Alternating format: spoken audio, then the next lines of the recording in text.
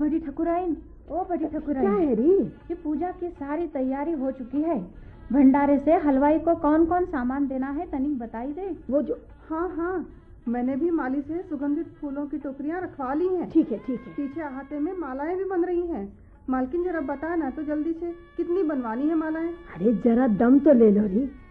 ननकी तू सुन, जरा हलवाई को 10 सेर मैदा और 5 सेर खोआ तौलवा कर दे दे। अच्छा। और हाँ, घी के दोनों पीपे भी बाहर निकाल देना। जी मालकिन। तब तक मैं आती हूँ तो केसर और सूखे मेवे भी निकाल दूंगी। जी। अरे ननकी, देखा तूने? बड़ी ठकुराइन जैसी स्त्री न देखी है न देखूंगी। मेरा तो कलेजा मुंह को आ रहा है। न जाने भगवान और क्या क्या दिखाएगा। अरे जरा धीरे बोल, तू तो बड़ी ठकुराइन की खास है। दहेज में जो साथ आई थी, पर मैं तो यहीं की हूँ, बेकार में मारी जाऊंगी। न बाबा, चुप ही रहो तो ठीक है। देखा, क्या मैं गलत बोल रही थी? अरे इतनी बड़ी जिंदगी बीत गई पर ऐसा देखा न सुना। हाँ, तुमने भी सुना है क्या कभी किसी औरत ने बच्चे की खातिर सौत लाई है? नहीं। अपनी छाती पर बैठा ले वे, जिंदगी भर का रोना है सौत। अब इन बड़े बड़े लोगों की बात तो ये ही जाने, पर बचवा की खातिर शादी विवाह तो हमारे में भी हुए हैं, और कई मर्द तो ऐसे ही दूसरी मेहरारू ले आवे हैं। हाँ री, देखा तो ये भी गया है कि बच्चे के लिए शादी या तो सास करावे है या खुद मर्द ब्याह लाता है दूसरी जोरू। पर अपनी हवेली की रीत तो जग से न्यारी ही है। वो कैसे? जानती है, खुद बड़ी ठकुराइन गई थी नौनिहाल सिंह के घर, उनकी 3 छोरियों में से बड़ी का हाथ मांगने। मैं भी तो साथ में थी। नौनिहाल सिंह के तो बिछे जा रहे थे ठकुराइन के सामने। क्या कह रही है चमेलिया? हाँ सच, तेरी कसम, मुझे तो काठ मार गया। मैं मूरत बन के बैठी की बैठी रह गई। मैंने सुना बड़ी ठकुराइन उनको अपनी करुण कहानी सुनाते हुए हिलक कर रो दी थी। बार बार आंचल पसार कर नौनिहाल सिंह से बच्चे की भीख मांग रही थी। तब नौनिहाल सिंह माने थे ठाकुर साहब से अपनी लड़की की शादी के लिए। हाँ और क्या, भला कौन बाप अपनी बेटी को दुहेजू से बहेगा? वारिस का सवाल न होता तो। अरे रहेगी तू बुद्धू की बुद्धू ही।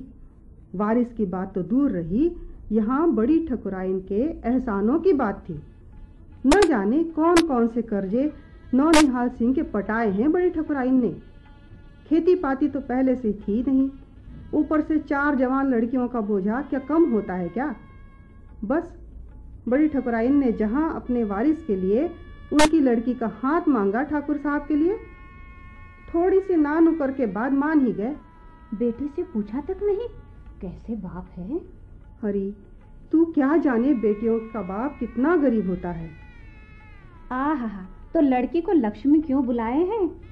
अरे भाई, अब तो लक्ष्मी मानने वाले ही जाने, पर मैं तो जानू हूँ कितना रोई थी नौनिहाल सिंह की बेटी अपनी माँ से लिपट कर। चमेलिया, अरे ओ चमेलिया। जी मालकिन। अरे जरा यहाँ तो आ। अरे आई हाँ, माँ। और सुन, 1 गिलास गर्म दूध भी लेती आना। जी। भगवान, सर दर्द से फटा जा रहा है। लेकिन मुझे संभलना ही होगा। वहाँ लखीमपुर में ठाकुर साहब के फेरे भी हो चुके होंगे, शायद बहू को लेकर चल भी दिए हों। हे ईश्वर, ये कैसी अग्नि परीक्षा ली है तुमने मेरी। मैंने अपने ही पति का विवाह रचा। उफ, ये कैसी विडंबना है। बड़ी ठकुराइन, दूध लाई हूँ। अरे हाँ, ये क्या, ये चेहरा इतना कैसे उतर गया? कुछ तकलीफ है क्या? अरे थोड़ा सिर भारी हो रहा है, बस, ज्यादा कुछ नहीं। तो बताया काहे नहीं इतने देर तक? न जाने कितनी दिनों से देख रही हूँ आपकी दौड़ धूप, कहाँ कहाँ नहीं गई, किस किस को नहीं अपनी व्यथा कही। कोई सुनता है क्या? लाइए, मैं तेल लगा दूँ। ओहो, तू भी अजीब बात करती है। अब तेल लगाने का भला वक्त कहाँ है? किसी भी समय ठाकुर साहब दुल्हन लेकर आते ही होंगे, और ये सारी तैयारियां भी तो पूरी करनी है। एक बात कहूँ बड़ी ठकुराइन? हाँ, अब बोल ना, पर जल्दी बोल। देख, मुझे बहुत सी तैयारियां करनी है। मालकिन, किस देवता का दिल आपके सीने में है? आपकी सौद अपने घर में आ रही है और आप स्वागत की तैयारी कर रही हैं। खबरदार, जो छोटी ठकुराइन को सौत कहा। मेरी छोटी बहन है, वो तो मेरे इस खानदान की वारिस की माँ है। और सुन, मैं क्यों ना स्वागत करूं उसका? आखिर मेरी मर्जी से ही तो वो यहाँ आ रही है। क्या ठाकुर साहब तैयार थे इस शादी के लिए? हाँ बहू, ठीक कह रही हो तुम। ठाकुर साहब को इस विवाह के लिए तैयार करना तुम्हारे ही बस में था, वरना मैं तो हार ही मान चुकी थी बेटा, कि विधाता को शायद मुझे पोता देना मंजूर है भी या नहीं। माँ जी, मैं छोटे मुंह बड़ी बात कर रही हूँ, पर जमींदारों के यहाँ स्त्रियों का मान सम्मान कभी नहीं देखा जो यहाँ पर देखा है। ठाकुर साहब का बड़ी ठकुराइन से शादी के मसले पर उठना भी मुझसे नहीं छिपा है। मत याद दिला चमेलिया, मत याद दिला। ईश्वर ही जानता है कि पोते को तरसती इन आंखों में मेरे कुंवर का उदास मुखड़ा मुझे ज्यादा तकलीफ दे रहा था। फिर हाँ, और फिर आपने ये मान लिया था कि पूरी विरासत, ये जमीन जायदाद और खानदान का ये ऐश्वर्य बिना वारिस के ही रहेगा। पर माँ साहब, कभी आपने ममता की तड़पती पुकार नहीं सुनी है? क्या कभी आपने बच्चे की किलकारियों के लिए तरसते मेरे कान, मेरी आत्मा में झांका है? बस करो बहू, बस करो, अब और नहीं सुना जाता। मैंने हरी इच्छा जानकर ही सब्र कर लिया था कि शायद मेरी किस्मत में ही नहीं लिखा पोते का सुख। आपने भी तो शुरू में ठाकुर साहब पर दबाव डाला था कि वे दूसरा ब्याह कर लाएं। हाँ, रीत भी यही कहती है। हाँ चमेलिया, तुमसे क्या छिपा है, पर हे भगवान, तो मेरा ही जाया कितना बिफर उठा था। कहता था नहीं है बच्चा हमारी किस्मत में, तो क्या दूसरा ब्याह करने से आ जाएगा बच्चा, और फिर तुम्हारी बहू पर जुर्म ना होगा। नहीं नहीं, वह यह कदम हरगिज न उठाएगा जिससे किसी पर अत्याचार हो। छोड़िए भी माँ जी, इस दूसरे ब्याह के लिए न जाने कितने मान मनव्वल और कस्में मैंने धराई हैं, तब कहीं जाकर वे माने हैं। और प्रभु का विधान देखिए, दूसरी पत्नी के लिए मुझे ही खोज करनी पड़ी। चलो, ईश्वर सब कुछ ठीक ठीक रखे। हाँ चमेलिया, देख जरा ठाकुर साहब का कमरा सजा दिया है या नहीं? जी। मेरे बच्चे की होने वाली माँ के कमरे में देख, किसी भी प्रकार की कमी न रखना। यह क्या बड़ी ठकुराइन, आपकी आंखों में आंसू? नहीं रे, ये आंसू तो आने वाली खुशियों के हैं। तू क्या जाने मैं किस उधेड़ बुन में हूँ। मेरी अंतर आत्मा में बच्चे की चाहत कितनी तीव्र है। अपनी ही मिल्कियत पर किसी और को मालिकाना हक दे रही हूँ, जानती है न तू? अरे ऐसा लगता है बारात आ गई। अरे जरा जल्दी करो बहू, तुम बहू पूजा की थाली सजा लो। अरे सुनो, तुम्हें ही छोटी बहू का स्वागत करना है। हाँ बड़ी ठकुराइन, मैं भी जरा देखती हूँ इन लोगों ने कमरा ठीक किया या नहीं। ननकी, ओ ननकी। अरे चमेलिया, ननकी को जरा पूजा की थाली लेकर यहाँ भेज, तब तक मैं तैयार हो लूं। जी। हे प्रभु, मुझे शक्ति देना कि मैं दुल्हन को हृदय से लगा पुत्रवती होने का आशीर्वाद दे सकूं। ये मेरी परीक्षा की घड़ी है। ठाकुर साहब मुझे माफ करें। बड़ी ठकुराइन, क्या मैं भीतर आ जाऊं? हाँ, आजा।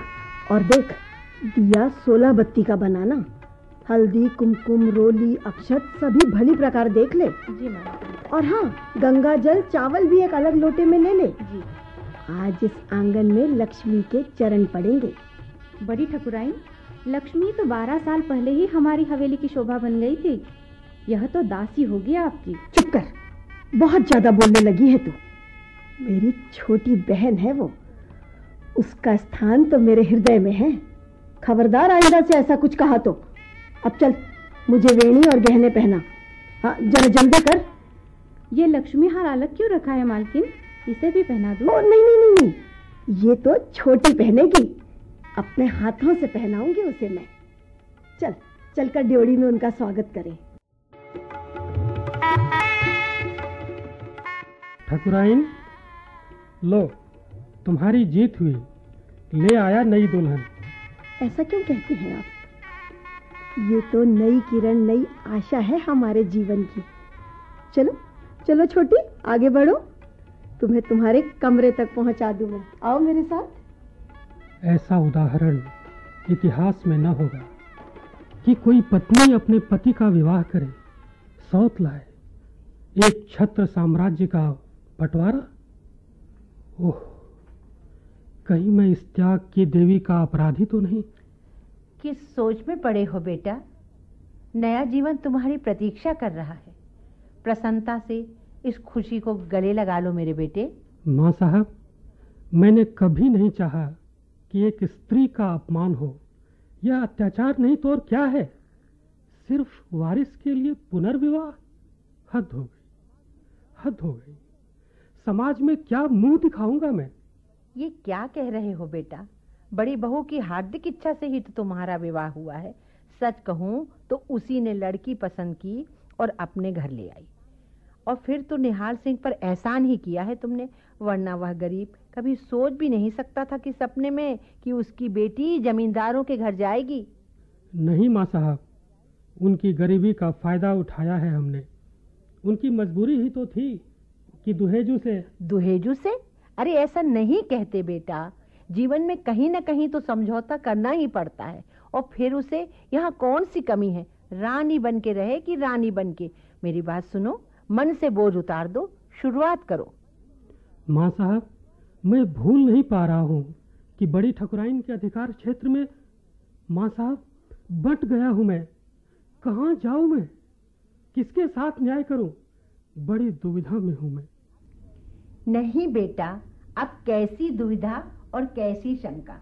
बड़ी दुल्हन सब संभाल लेंगी। मेरा आशीष है कि जीवन के सारे सुख तुम्हें मिले। सदा सुखी रहो, दूधो नहाओ, पूतो फलो।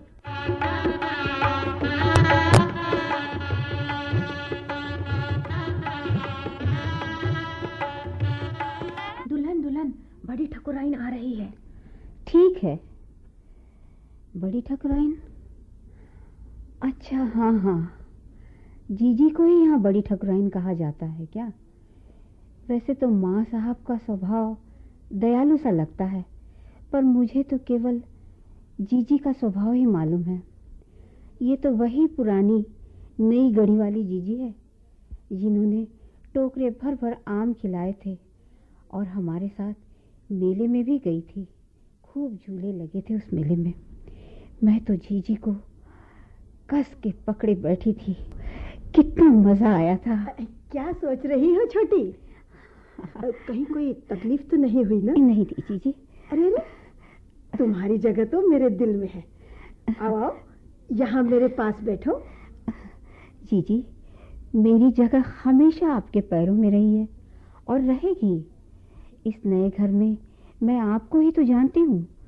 इसीलिए छोटी, बस इसी अधिकार और हक से तुम्हें मैं यहाँ लाई हूँ।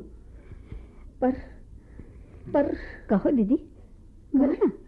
मैं डरती हूँ छोटी कि कहीं तुम मना न कर दो। ये क्या कह रही हैं आप जीजी? यहाँ आने से पहले हमारा भी एक रिश्ता रहा है। अब आप उसे भूल रही हैं तो, पर मेरे मन मंदिर में तो वही ममता भरी जीजी हैं जो कच्चे आमों का अचार आंगन की खटिया में बैठकर खाती खिलाती है, जो हमारे छोटे छोटे बचकाने सपनों में भी खुशी ढूंढती रही है। ऐसी जीजी को मैं किस बात के लिए मना कर सकती हूँ? कहिए तो। मैं नहीं जानती थी छोटी कि तुम मुझे इस हद तक प्यार करती हो, पर आज तो मैं तुमसे एक वचन लेने आई हूँ। सच पूछो तो जीवन भर के लिए एक बंधन से, एक कसम से तुम्हें बांधने आई हूँ। कैसी कसम जीजी?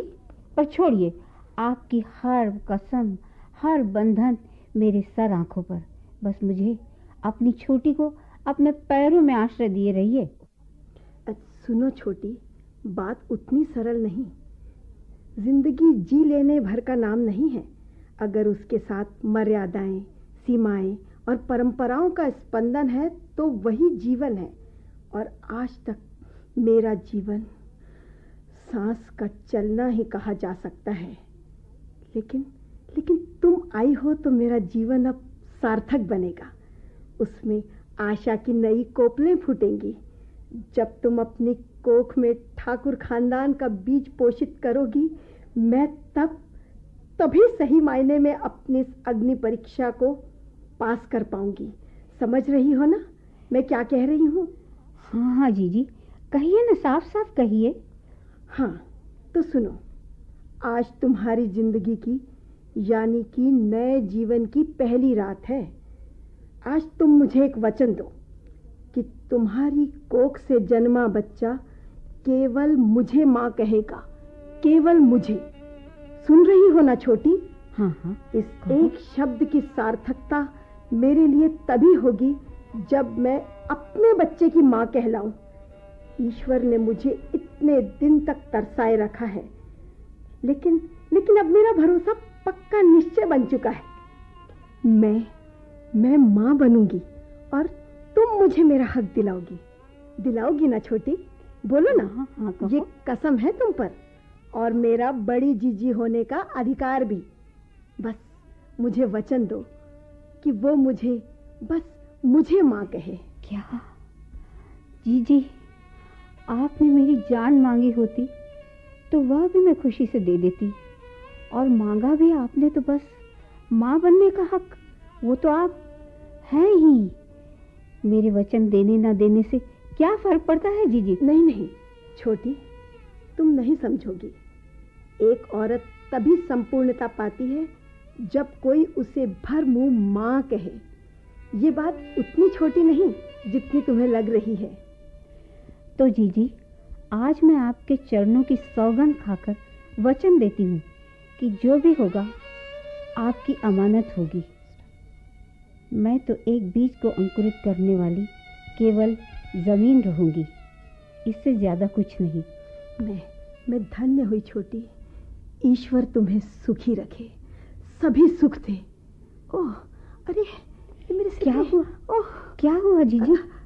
क्या? कुछ नहीं छोटी। क्या हुआ? बस ये सिर न जाने क्यों भारी हो रहा है। खैर ठीक हो जाएगा। अच्छा मैं चलूं? जीजी तुम भी आराम करो। लाइए, थक मैं गई होगी। सर दबाए देती हूँ जीजी आपको। नहीं तू आराम कर छोटी, मैं ही कुछ दवा ले लेती हूँ, अपने आप ही ठीक हो जाएगा। सुन, तू नाहक परेशान मत होना। ठीक है। बहुरानी तो अच्छी दिखती है, स्वभाव में न जाने कैसी होंगी। अरे ये तो रहते रहते ही पता चले है कि आदमी का अंदर का है और बाहर का है। ठीक है ना माँ साहब? तुम लोग बातें ज्यादा करती हो, काम कम। देखो बाहर जाकर पता करो कि ड्राइवर ने गाड़ी लगा दी या नहीं, मुझे मंदिर जाना है। वो तो जाने कब से बैठा है, हमको बताए रहा कि जाओ जाकर खबर कर दो कि गाड़ी आ गई है। हम ही भूल गए बताना माँ साहब। ननकी, तू बकर बकर बहुत करती है। जा पूजा की थाली और लड्डू का टोकरा गाड़ी में रखवा ले, और हाँ, एक दो नौकर को भी साथ चलने को कह देना। वो मंदिर की उतनी सारी सीढ़ियां कौन चढ़ेगा सामान लाद कर। चमेलिया, ये ले भंडार की चाबी, महाराज को खाने का सामान निकाल देना। और हाँ, बड़ी ठकुराइन का खास ध्यान रखना, तू उनके आसपास ही रहना। माँ जी, आप कोई चिंता ना कीजिए, मैं उनके साथ छाया की तरह लगी रहूंगी। वैसे भी उनकी तबीयत थोड़ी नरम गरम चल रही है, मुंह भी कुछ उतरा उतरा सा है। हाय राम, तू नहीं जानती कि आज उसके जीवन में कैसी आंधी आई है। मन में कितनी शंकाओं ने सिर उठाया होगा। हमसे भी कुछ छिपा नहीं है माँ साहब, पर कोई क्या कर सकता है। सब कुछ उन्हीं का किया धरा है, वे ही इसकी जिम्मेदार हैं। हम तो खूब समझाए थे उनको, पर ममता का मुंह बहुत खराब होता है माँ जी। ममता के वशीभूत होकर ही छाती पर सौत बैठा ली उन्होंने। चुप रह चमेलिया, सौत कितना घिनौना शब्द है। ऐसा लगता है किसी ने छुरी चला दी है छाती पर। माँ साहब, वो बड़ी क्या हुआ? जरा दम ले। हाँ बता। अरे अब बोल भी। वो बड़ी ठकुराइन है ना, उनकी तबीयत अचानक कुछ बिगड़ गई है। क्या कह रही है? अरे क्या हुआ बड़ी ठकुराइन को? पता नहीं, ठाकुर साहब बाहर ड्राइवर को भेजकर डॉक्टर बुलाए हैं और वो बड़ी ठकुराइन को जांच कर दवाई देंगे। चलो चलो देखो क्या हो रहा है। हे भगवान, क्या हो रहा है? हे ईश्वर, मैं जो सोच रही हूँ वही हो। है ये आयवा क्या बके जा रही हो? देख तो रही हो, कल रात से ठकुराइन ने कुछ नहीं खाया है। अरे मैं कहती हूँ घी के दिए जलाओ, नाचो गाओ, मिठाई बांटो। आपको मेरी सौगन माँ साहब, बताइए क्या बात है? बड़ी ठकुराइन के पाँव भारी हैं, वह माँ बनने वाली है। भगवान जी, तुम्हारा मैं कैसे शुक्रिया अदा करूँ, मैं क्या चढ़ाऊँ। तुमने मेरी सुन ली प्रभु, मेरा जन्म सफल कर दिया। माँ साहब, मैं यह खबर नई दुल्हन को सुना आती हूँ। हाँ, उस लक्ष्मी का पैर पड़ते ही चारों ओर खुशहाली छा गई है। जा जा सुना दे, मैं मंदिर जाकर भगवान को भोग लगा कर आती हूँ।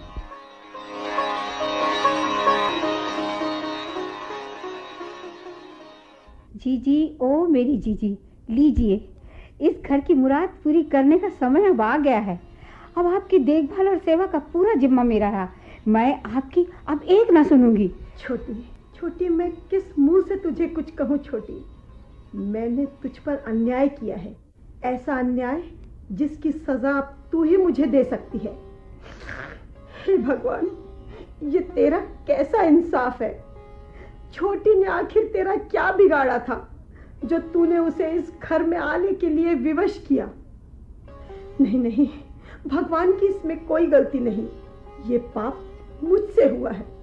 मैं कैसे प्रायश्चित करूं? दीदी, ये किस अन्याय और पाप की बात कर रही हैं आप? ये मेरा भाग्य था कि मेरा विवाह यहाँ हुआ, और मैं मानती हूँ कि ठाकुर खानदान के वारिस के लिए मैं यहाँ लाई गई हूँ। पर विधाता ने अब आपकी गोद भरने का निश्चय किया है, तो इसमें अन्याय कहाँ है? आपकी करुण पुकार से ही ईश्वर ने यह दिन दिखाया। जीजी, इतने वर्षों तक मैं तरसती रही छोटी, मेरी आत्मा तिल तिल कर जलती रही, तब तो विधाता को दया नहीं आई। और अब जब मैंने तुम्हें वारिस देने की ये जिम्मेदारी दी है, तब मुझे मां बनाने का ये कैसा इंसाफ है? क्या तेरे साथ अन्याय नहीं हुआ छोटी? तेरी आशाएं, तेरी इच्छाएं, इन सब को मैंने ही विवश किया कि मुझे एक वारिस दे, और मैं तुझे यहाँ ब्याह कर लाई। बोल ना छोटी, क्या मैंने तेरे साथ अन्याय नहीं किया? गरीबी का, विवशता का फायदा नहीं उठाया मैंने? और अब ये बच्चा मुझे कोई भी खुशी नहीं दे पा रहा है। मैं सच कहती हूँ, मैं आत्मग्लानि से मरी जा रही हूँ छोटी। नहीं, कैसी ग्लानि न करे। मेरी खुशकिस्मती यह है, ये शुभ समाचार मुझे मिला है। कोई शिकायत नहीं है मुझे आपसे दीदी, बस यही कहना है कि भगवान ने आपकी पुकार सुनने में इतनी देर क्यों कर दी। अब मैं क्या मुंह दिखाऊंगी तुम्हारे पिता को, तुम्हारी माँ को? हे ईश्वर, मुझे यूं नीचा देखना भी नसीब था। जी, आपको याद है ना, आपने मुझसे एक वचन लिया था, तब मैंने पहली बार इस घर में कदम रखा था। हाँ छोटी, अच्छी तरह याद है, कुछ भी नहीं भूली हूँ मैं। फिर जीजी, आज मुझे आपसे कुछ कहना है। आज मैं आपसे एक वचन लेना चाहती हूँ। अरे तू तो मेरी जान ले ले, सब कुछ तुझ पर न्यौछावर है छोटी। जीजी, बस खानदान का चिराग आने वाला है। आप मुझे वचन दीजिए कि वह मुझे ही अपनी माँ कहेगा। मैं उसकी माँ बनूंगी, क्योंकि मैंने प्रतिज्ञा की है कि मैं अब कोई संतान नहीं पैदा करूंगी। जीजी, यह बच्चा मेरी आंखों का तारा बनेगा, कुल दीपक होगा। छोटी, ये क्या कह रही हो तुम?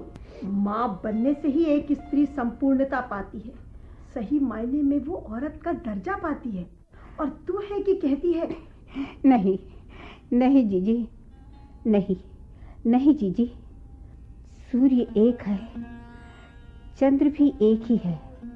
दूसरे संतान की चाहत अब मैं कभी नहीं करूंगी। उस एक बच्चे पर ही हम पूरा ध्यान देंगे, अपनी अपनी इच्छाओं को पूरा करेंगे। मेरा यह संकल्प समुद्र की एक बूंद की तरह है। तू अच्छी तरह सोच समझ कर तो बोल रही है ना छोटी। देख, मैंने दुनिया देखी है, हमें इसी समाज के बीच में उठना बैठना पड़ता है। ये लोग तुझे जीने नहीं देंगे छोटी, ताने मार मार कर तेरा जीवन कड़वाहट से भर देंगे। नहीं, तू ऐसा नहीं करेगी छोटी। मैं तुझे ये प्रतिज्ञा कभी नहीं लेने दूंगी। तो इसका मतलब आप मुझे बच्चे की माँ? ऐसा भूल कर भी न सोचना। मुझे होने वाले बच्चे की सौगंध है जो इसे मैंने अपना कहा। छोटी, मैं तो तेरी कामनाओं इच्छाओं की बात कर रही थी। जीजी, आखिर हम भी तो इस धरती पर रहते हैं, खाते हैं, पीते हैं। इससे क्या हमारा फर्ज नहीं कि हम भी थोड़ा सा अपने व्यक्तिगत स्वार्थ से उठकर सोचे? आखिर आपने भी तो त्याग ही किया था जो मुझे यहाँ लेकर आई। छोटी, बस कर। उसे त्याग मत कह, वो भी मेरा स्वार्थ था। प्यासी ममता की खातिर मैंने वो। नहीं जीजी, नहीं। एक औरत जीते जी कभी नहीं सोचेगी कि वह सौत के साथ रहे। आपने उन सब से ऊपर उठकर खानदान के वारिस के लिए खुशी खुशी अपना अधिकार बांटा, सत्ता से भागीदारी की। यह मैं कैसे भूल सकती हूँ कि आपने व्यक्तिगत स्वार्थ से ऊपर परिवार, समाज, समुदाय की भलाई देखी, मेरे माता पिता को ऋण मुक्त किया। आपने कम एहसान किए हैं जीजी। आप मुझे भी कुछ करने दिखाने का मौका हाथ लगा है, इसलिए मैंने ये प्रतिज्ञा की है, मेरा भी योगदान होगा। इतनी कठोर न बनो छोटी, अपने ऊपर ये अन्याय न करो। कोई अन्याय नहीं दीदी। फिर यह भी तो हो सकता है कि इस बच्चे को मैं पूरी ईमानदारी से प्यार न दे सकूं। अपना बच्चा और पराई कोख का बच्चा, गलती किससे नहीं होती दीदी। हो सकता है मैं भी कमजोर पड़कर अपने पराये का भेद कर बैठूं। नहीं दीदी, आपके एहसानों को उतारने का इसके अलावा कोई उपाय नहीं है कि मैं मात्र एक किशन की यशोदा बनूं। जीजी वचन दीजिए कि मैं ही इस बच्चे की माँ बनूंगी। छोटी, मैं इस अजन्मे बच्चे की सौगंध खाकर कहती हूँ कि इस पर सिर्फ और सिर्फ तेरा ही अधिकार होगा। तू ही इसकी माँ होगी, सिर्फ तू ही इसकी माँ होगी। ओह दीदी, मैं कृतज्ञ हूँ, मैं